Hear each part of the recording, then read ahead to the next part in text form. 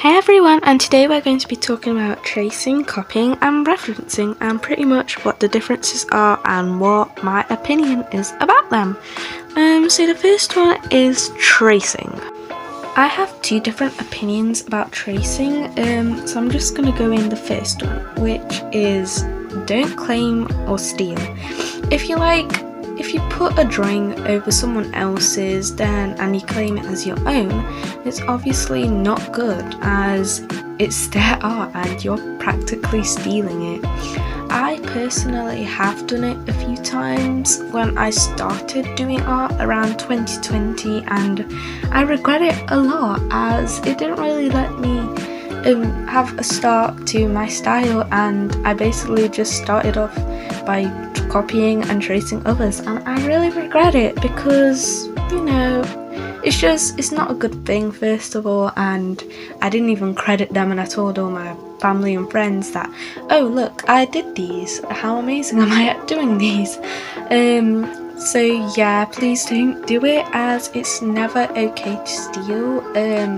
But however, if you do ask them if you can trace their drawing as a reference, then if they say yes, you can do it, but it's always better to ask it for permission and don't post it. Like, if you do post it, just say really clearly that you traced this and who you traced it, as it can help with learning. To be honest, it actually helped me with learning. I know it's a bad thing, but it did help me a lot with figuring out how anatomy works and all that. So yeah, this is my opinion about tracing, and just don't copy or steal without anyone's permission. And if you do trace, just follow the things like what I said. So yeah. So the next topic is referencing. In my opinion, referencing is good. It can really help you understand anatomy or just use it for any drawings, like realism or anything. I'd say Pinterest is amazing for doing it, but if you can't have Pinterest, then I'd recommend you use Google or Safari or Bing or whatever search engine you use. So referencing is basically when you use a picture or like a drawing someone made, and you try and make a drawing similar to, like, I don't know, like a pose or something. So kind of copying, but at the same time not. But basically it helps you understand anatomy, and I know this is a really rough explanation. This is a bad explanation actually, because I'm terrible at explaining. So in my opinion, it's always okay, but at the same time, if you copy a drawing and say, oh, I just referenced from it, then that's not okay. So now we're moving on to copying.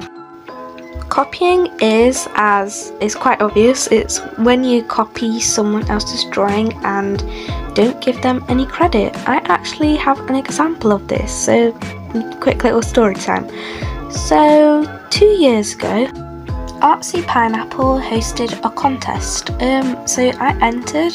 Go check her out if you haven't already. Can we get her to 1,000? Anyway, so I entered this contest and the theme was Paradise. Minty Sketchbook also entered, and well, I did as well. But my basically the drawing I did was pretty much the same as Minty did it. But the background was my own and the interpretation of it was my own, but the actual girl in the drawing, I'll put up a picture right here, was literally copied from Minty Sketchbook, and someone noticed that in the comments and I lied about it. Like, why did I lie? Oh my gosh, what is my 11-year-old brain, but why did I lie? Just don't lie, and I don't know why you even did it in the first place. I've already apologised around a year or two ago. Obviously Minty was really okay with it. So yeah, I just wanted to talk about that, as yeah, I don't want to keep it a secret as it did happen, and I want to be open, and just don't do this, because looking back, it just really hurts me that I did this to someone. So the moral of the story is just don't copy or steal anyone's art. It's not good, it's not worth it. Yeah. So yeah, that's the tracing, copying and referencing part of the video done. So now I am going to be talking about how I manage YouTube art in school.